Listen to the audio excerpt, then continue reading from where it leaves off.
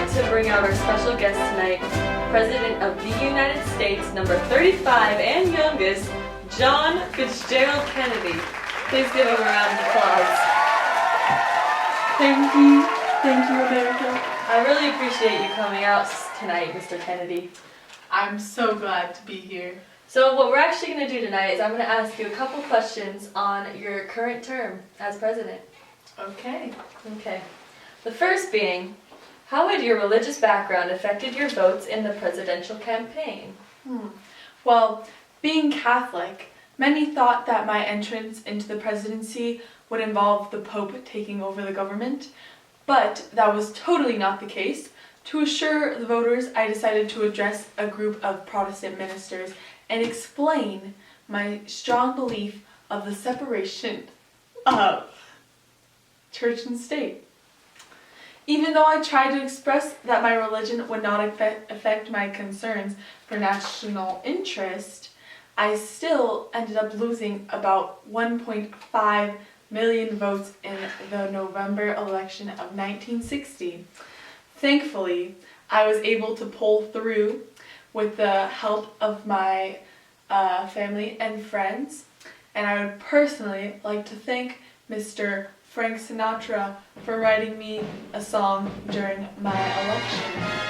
Wow, Frank is really good. Oh, Everyone is voting for Jack, 'cause he's got what all the rest lack. Everyone wants Well, to okay. back that was nice. That was very nice. Jack is on the Can't right get enough track. little blue eyes. Mm-mm. But, back to the questions.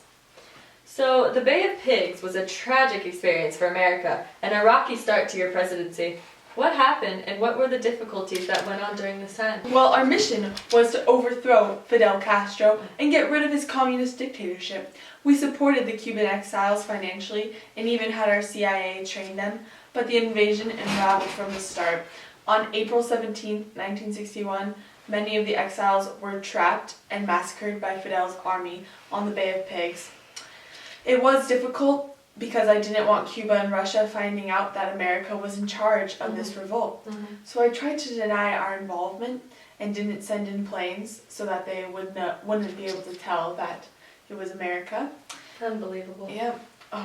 Well, you gotta do what you gotta do, which only made matters worse. This was one of my biggest mistakes in presidency so far. Agreed. Very ashamed. It's okay. We all have tough times. You do. How has the Soviets' advancement in space technology encouraged you to further the space program? Yes. Well, the Soviets did beat us in the space race in 1957 with the satellite Sputnik, and I could not let them continue to further their programs without us furthering ours. So I addressed to Congress in 1961 that this nation needs to commit ourselves to achieve the goal before this decade is out of landing man on the moon.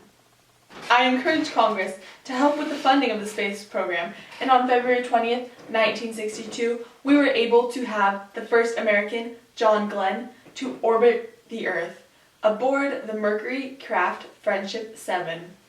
At that moment, we were even with the Soviets in the scientific accomplishments, which is a good moment for America. Yes, absolutely.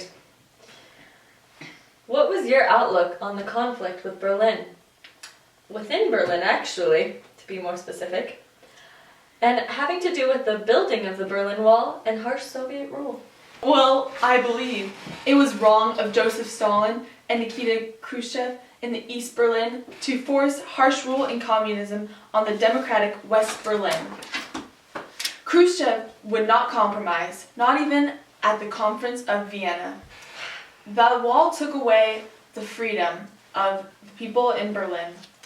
I commend the Berliners for their spirits and their dedication to democracy. When I was there, I made a speech, and I said, as a free man, I take pride in the words, Ich bin ein Berliner. I am a Berliner. I even sent in Army Reserves and the National Guard to protect Berlin when Khrushchev threatened to limit the United States access to Berlin. Wow. The Cuban Missile Crisis wasn't easily resolved. What tactics did you use to resolve it? Well, the US did have missiles in Turkey, the anti-ballistic missiles, which angered the Soviets. The Soviets responded by putting missiles in Cuba. I warned them that I would protect America no matter what the cost was. They told us that they had removed the missiles, but when we saw an overhead photograph that they were still there, we were furious. Unbelievable. I know. I sent in a naval blockade, quarantine, to stop the further shipments of Soviet weapons. On October 24th, Soviet ships neared the quarantine, but they turned back. The crisis was resolved on October 28, 1962, when we agreed to take our missiles out of Turkey and their missiles out of Cuba, and we would dismiss our blockade.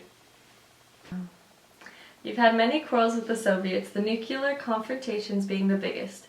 How were you able to resolve Khrushchev's atomic bomb threats, this being the closest American has ever come to nuclear war? Yes, I did talk about this earlier, but it always has been a high priority of mine to suspend nuclear testing. It took a lot of eye-to-eye confrontation with Khrushchev to resolve this issue. In my American University speech, I stated how the Cold War is not necessary and people are too hostage towards nuclear missiles. Nuclear testing became popular, but that led to the danger of radioactive deposits found in wheat and milk in northern United States. I did negotiate a nuclear test ban as a first step to nuclear disarmament. It took secret plans and communication with the Soviets to stop the threats once and for all. Your vision of flexible response played a key role in resolving the issue of nuclear war. What were the other points you had in mind to use when a crisis would arise? Well, we would be able to use conventional forces so we can fight limited wars, but that was more costly than using nuclear weapons. In flexible response, nuclear weapons are not an option though. I didn't want to have any wars at all, but we need to be prepared just in case. I disregarded costs because I would not want our nation to encounter humiliation nor escalation. Mr. Kennedy, the people were not totally excited about the United States soldiers being stationed in South Vietnam. Could you explain the situation there and why you chose to have them there?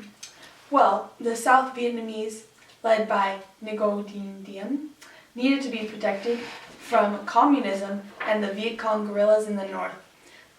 We also wanted to stop the domino theory from continuing, because we need to stop communism.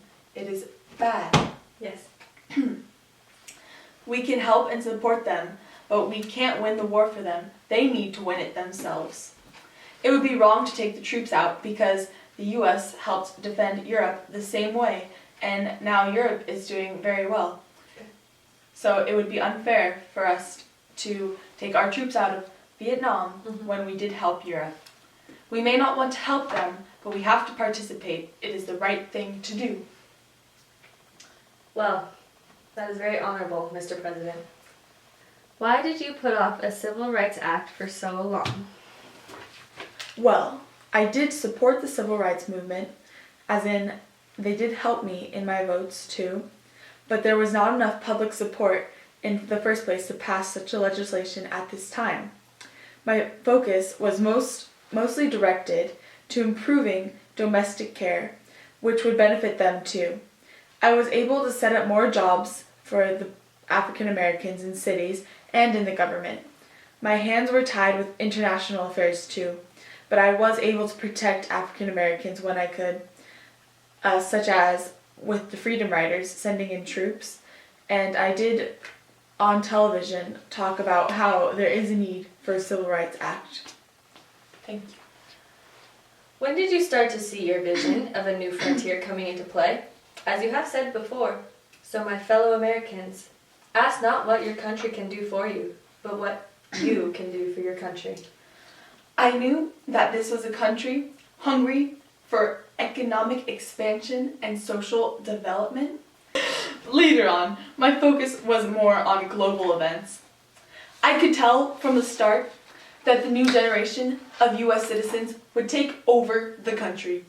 In the beginning of my presidential term, I encountered a few problems.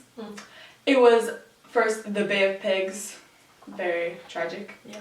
Then the Soviets' rule in Berlin, the missiles in Cuba, Covered and- all those. yeah, Wow. and very close Wow. nuclear confrontation. Oh. That was very dangerous. But I also made much progress. We set in motion domestic policies, social programs, tax cuts, and tariffs, which helped strengthen the economy. Some of the domestic policies included the Area Development Act, which would fight unemployment in impoverished cities and rural areas, improve Social Security and minimum wage, and set up the Peace Corps, which helped underdeveloped countries improve their technical, health, economics, and education abilities. Wow. In 1961, we tried to provide Latin America and the Alliance for Progress with financial assistance and social welfare, but they refused to take these reforms. We were also able to keep peace with the Soviets, creating a hotline with the two political centers. We're working on solving the problems in South Vietnam and hoping to take our troops out as soon as we can. But they should be stationed there right now as we are to help them first. Thank you. You're welcome. So I really appreciate it, Mr. Kennedy. Thank you. It's been a pleasure to be here.